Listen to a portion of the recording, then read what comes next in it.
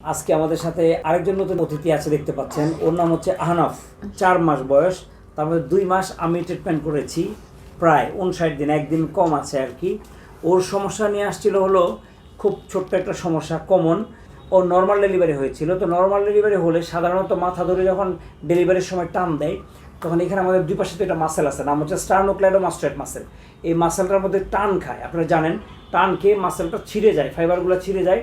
ছিঁড়ে যাওয়ার পরে ওখানে আপনার কিছুদিন পরে, ধরেন 30-35 দিন, কারো 15-20 দিন পরে একটা টিউমারের মতো দেখা যায়। 35 দিন পরে মনে দেখা করছে। অনেক বাংলাদেশের অনেক ডাক্তার অনেক জায়গায় গেছে, কেউ তেমন কোনো সমাধান দিতে পারে নাই। অনেকে বলছে যে 1 বছর বয়স হলে তারপরে চিকিৎসা শুরু করবে, কিন্তু সেটা যদি করতো তাহলে ওর এটা একদম শক্ত হয়ে যেত ঘাটটা। এরকম ওর দুইটা প্রবলেম হয়, ঘাটটা এরকম বাঁকা হয়ে যায় আর এরকম রোটেশন হয়ে যায়, আর এখানে একটা টিউমারের মতো থাকে। তো ঘাটটা যদি শক্ত হয়ে যেত তাহলে এই 1 বছর পরে আমার কাছে আসলে এই কাজটা আমার জন্য অনেক কঠিন হতো। আমার চেয়েও বেশি হলো ও অনেক ব্যথা পেত, অনেক ব্যথা পেত। কারণ এই শক্ত জিনিসটা আপনারা বুঝেন, কারণ মাসেলটা পুরো শক্ত হয়ে যেত, প্রচণ্ডভাবে হার্ড থাকতো। এটাকে মানে নরম করা খুব কঠিন কাজ। তো যাই হোক, তো ওর বাবা সচেতন মানুষ, অনেক দেখানোর পরে আমার থেকে কীভাবে আমার ঠিকানা অ্যাড্রেস পাইল। রেসপন্সিবল, দায়িত্বশীল পিতা এবং দায়িত্বশীল মাতা, ওনারা গ্যাপ দেয় নাই। এইটা একটা ভালো খবর। আমরা অনেকেই মনে করি ফিজিওথেরাপি মাঝে মধ্যে নিলে হয়, আসলে তা না। আমার সবসময়কার সাজেশন হলো যে ফিজিওথেরাপিটা আপনারা নেবেন একদম কন্টিনিউয়াস কিছুদিন নিয়ে বন্ধ করে দিবেন। এইটা হচ্ছে আমার কথা। ফিজিওথেরাপি আমরা একটা জিনিস নিয়ে, মাসেল নিয়ে কাজ করি, কিছু লিগামেন্ট টেন্ডন নিয়ে কাজ করি। এগুলো যখন কাজগুলো যখন আমরা করতে থাকি, গ্যাপ দিলে কিন্তু আর কাজটা আগায় না। এই জন্য কন্টিনিউ আসতে হবে। তো এটা একটা স্টার্নোক্লেইডোমাস্টোয়েড মাসেল। তো ওখানে যখন ইনজুরি হয়ে ব্লাড ক্লট হয়ে জমা হয়ে ফাইব্রোসিস হয়ে এত বড় একটা টিউমার, একদম মনে হচ্ছে একটা ইটের একটা খোয়া। হ্যাঁ, ওর বাবা মাকে আমি প্রতিবার পালপেট করে করে দেখাইতাম, তো আঙ্গুল দেন, আঙ্গুল দিয়ে দেখেন আপনারা।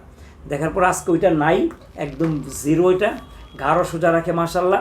তারপর আমি একটু ফলো আপে আসতে বলছি, বিকজ যদি আবার অত বড় হচ্ছে, যদি কোনো রকম ইনজুরি থেকে যায়, যদি আবার একটু ঘাড় বাঁকা করার টেন্ডেন্সি মাঝে মধ্যে করে, তাহলে যাতে আমাকে একটু দেখাই নিয়ে যায়। তাহলে হয়তো আমরা 2-1 দিন করলে ট্রিটমেন্ট দিয়ে দিলে ও সুস্থ হয়ে যাবে। তো যাই হোক, আমাদের এই 59 দিনের চিকিৎসা আলহামদুলিল্লাহ আজকে সুস্থ। ওর বাবা আছে, ওর বাবা মনে হয় গ্রামীণ ফোনে চাকরি করেন। হ্যাঁ, মতিঝিল হ্যাঁ, আপনি একটু পরিচয় দিয়ে একটু কথা বলেন। আমি আসলে মতিঝিলে জব করি। আমার অফিস হচ্ছে Grameen phone customer care, sales executive হিসেবে আছি ওইখানে আমি। তো ওইখান থেকে, আর আমার বাসা হচ্ছে লালবাগ কামরাঙ্গীচরের দিকে। এখান থেকে অলমোস্ট 17-18 কিলো দূর যাতায়াত পড়ে আমাদের। তো যাই হোক, ওভারঅল বেবির জন্য আসতে হয়েছে, ছেলের জন্য না আসলে কার জন্য আসবো? ব্যাপারটা এমন, বাবা হওয়ার পরে বোঝা যায় বাবা হওয়ার রেসপন্সিবিলিটি কী। আমার বাবা কি ফিল করতো এটা আমি এখন বুঝি। যাই হোক, তখন তো আমি বুঝতে পারতাম না, তখন বাবা ছিলাম না, ছেলে ছিলাম। এখন আমার ছেলে হয়েছে, আমি বাবা হয়েছি, রেসপন্সিবিলিটি প্রচুর। আর সকল নিউলি ওয়েডেড প্যারেন্টসদের দিক আর কি জন্য কথা, যেটা সবচেয়ে মেন, ছোট থেকে ছোট ইস্যুগুলোরও ইগনোর করবেন না। আর দয়া করে, কিছু কুসংস্কার আছে আমাদের দেশে এখনও প্রচলিত, কিছুটা মানবেন, বাট সব মানার দরকার নেই।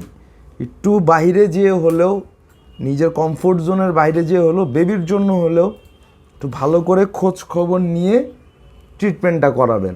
আর যাকে তাকে দিয়ে করাবেন না, আর একদম এরকমভাবেও করাবেন না যেটা আমি পাইছি করা ফেলাই।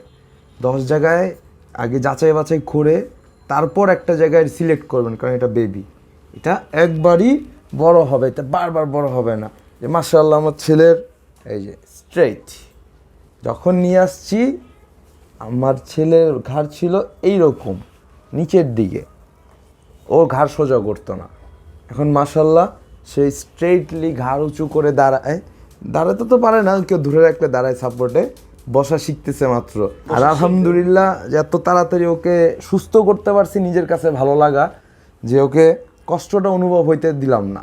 কষ্টটা অনুভব হওয়ার আগেই সে সুস্থ হয়ে গেল। পিতামাতার প্রথম সন্তান ও, তো বুঝেনি তো প্রথম সন্তানের গুরুত্ব কত। তো যখন ওরা অনেক জায়গায় ঘুরেছে, অনেক ডাক্তারের কাছে গেছে, সবাই কেউ বলছে যে এটা আপনারা বাসায় যান, আস্তে আস্তে ঠিক হয়ে যাবে, কেউ বলছে সার্জারি করতে হবে। আসলে ওনারা অনেক মানে পুরা ফ্রাস্ট্রেটেড হয়ে গিয়েছিল, অনেক টেনশনে পড়ে গেছিল। তারপরে যাই হোক, আসলে ব্যাপারটা টেনশনের না, ব্যাপারটা হচ্ছে নিয়মিত ট্রিটমেন্টের।